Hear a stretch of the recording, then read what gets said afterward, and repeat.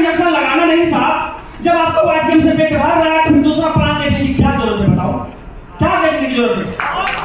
क्या करनी है साहब?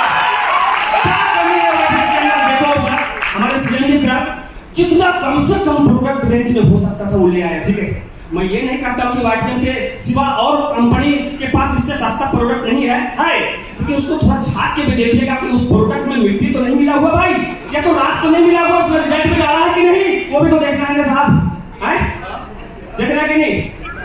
तो देखो साहब, जितना पॉसिबल हो सकता था कम रेट। देखो 5,000 में 10,000 का प्रोडक्ट मिलता है और सारा बिक्री भी हो जाता है, तो खाते भी खत्म कर देते हैं साहब। इसीलिए मैंने कहा कि सब कुछ छोड़ा लेकिन वाइटमिन कंपनी को नहीं छोड़ा साहब, और ट्रेनिंग सिस्टम को नहीं छोड़ता हूं साहब। ट्रेनिंग सिस्टम में जूम मीटिंग भी आता है।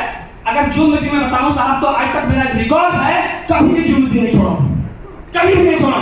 ऐसा बात नहीं है कि मैं पक्का 8 बजे ही जुड़ जाता हूं, कभी 15 मिनट टाइम बचता है उस टाइम भी जुड़ता हूं। इसलिए जुड़ता हूं कि सीएमडी साहब वहां आएंगे और ना जाने कौन टाइम में क्या बात बोलेंगे जो मेरा जिंदगी बदल जाएगा, उसकी कोई गारंटी नहीं। इसलिए मैं जुड़ जाता हूं साहब, जब समय बचता है तब मैं जुड़ जाता हूं। मैंने क्या कहा, मैंने कंपनी को नहीं छोड़ा, वाइटमिन को और ट्रेनिंग सिस्टम को नहीं छोड़ा, और अपने सीनियर को नहीं छोड़ा, अपने सीनियर को नहीं छोड़ा। आप सुने होंगे साहब, गुरु और शिष्य की कहानी सुने है कि नहीं? एकलव्य और द्रोणाचार्य की कहानी सुने है कि नहीं? जब गुरु के पास शिष्य शिक्षा लेने के लिए गया था तो गुरु जी ने साफ मना कर दिया। फिर शिष्य ने एक मिट्टी की मूर्ति बनाई और उसमें प्रैक्टिस करने लगा, अभ्यास करने लगा। प्रैक्टिस करते करते करते करते जब परफेक्ट हो गया, उसने पूछा कि आपका गुरु कौन है, तो उन्हीं का नाम ले लिया। बोला गुरु मैं तब मानूंगा जब दक्षिणा के रूप में तुम अपना अंगूठा दे दोगे। उन्होंने एक सेकंड नहीं लगाया, तलाक से अंगूठा काट के दे दिया। इस बात से समझ में यह आता है साहब कि फर्क नहीं पड़ता कि आपका अपलाइन 24 घंटा आपके साथ रहता हो। फर्क इस बात से पड़ता है कि अगर आपने अपलाइन को रियल में गुरु माना है, दिल से गुरु माना है, तो दुनिया के सबसे बड़े मंच पर चढ़ के कोई बोले कि आपका अपलाइन बेकार है, खराब है, लेकिन आपके मन से यह आवाज आना चाहिए कि दुनिया के लिए खराब हो सकता है मेरा अपलाइन, लेकिन मेरे लिए मेरा अपलाइन कभी खराब नहीं हो सकता। इसलिए मैं कहता हूं कि सब कुछ छोड़ा, कंपनी को नहीं छोड़ा, वाइटमिन को, ट्रेनिंग सिस्टम नहीं छोड़ा, और आपने सीनियर को नहीं छोड़ा साहब।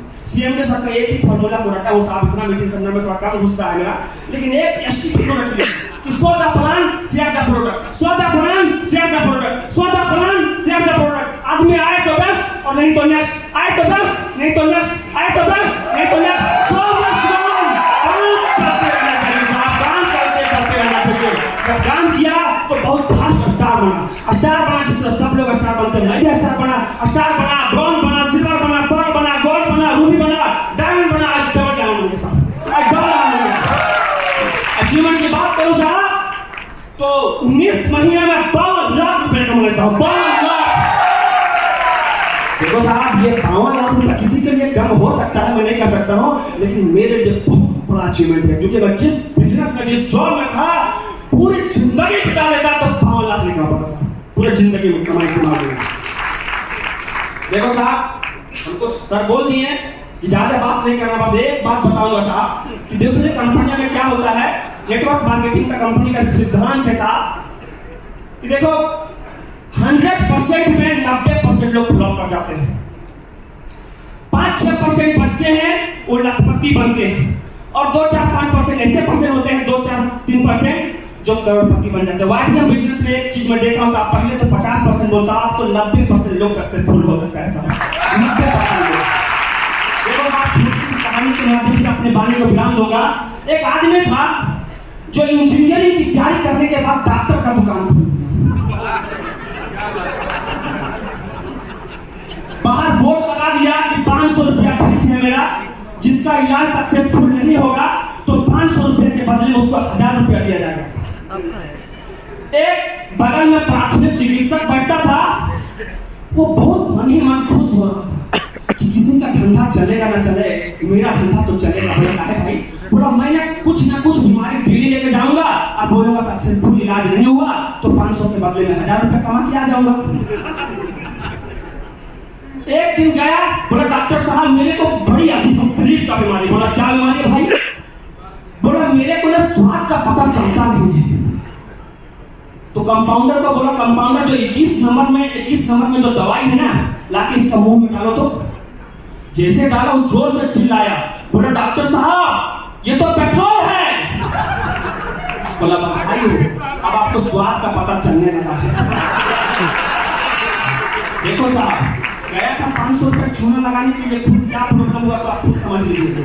फिर क्या वो बहुत झल्लाया था, गुस्साया था, बोला मुझे हर हाल में 500 के बदले में 1000 रुपये जितना है तो जितना है। फिर 8 दिन के बाद चला गया।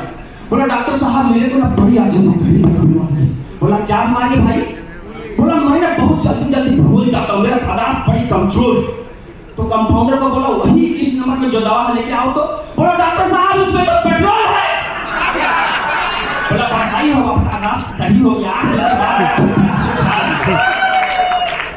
उसके बाद बड़ी झुंझलाया था, गुस्साया था, बोला मैं यार हर हाल में मुझे 1000 रुपये जितना ही हो क्या रहा मेरे साथ, मुझे जितना है तो जितना है। 15 दिन के बाद फिर चला गया। बोला डॉक्टर साहब मेरे को ना बड़ी अजीब गरीब का बीमारी है। बोला क्या बीमारी है भाई? बोला मेरे को कुछ दिखाई देता नहीं है। बोला देख भाई इस मर्ज की दवा मेरे पास नहीं है। जिस तरह बाहर बोर्ड में लिखा हुआ है कि 500 रुपए के बदले में आपको 1000 रुपया दिया जाता है, लीजिए 1000 रुपये। वो फिर चिल्लाया 1000 रुपये पकड़ के, पैसा पकड़ के। बोला डॉक्टर साहब ये तो 500 का नोट है।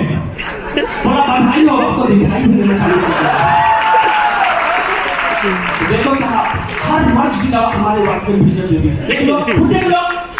देखो साहब जो 60 साल की उम्र के हैं वो भी ट्रिपल डायमंड, जो 68 साल की उम्र के हैं वो भी प्लेटिनम, जो 62 साल की उम्र के हैं वो भी डबल डायमंड, अरे यहाँ तक कि जो 20 साल की उम्र में वो भी डायमंड, वो भी डायमंड।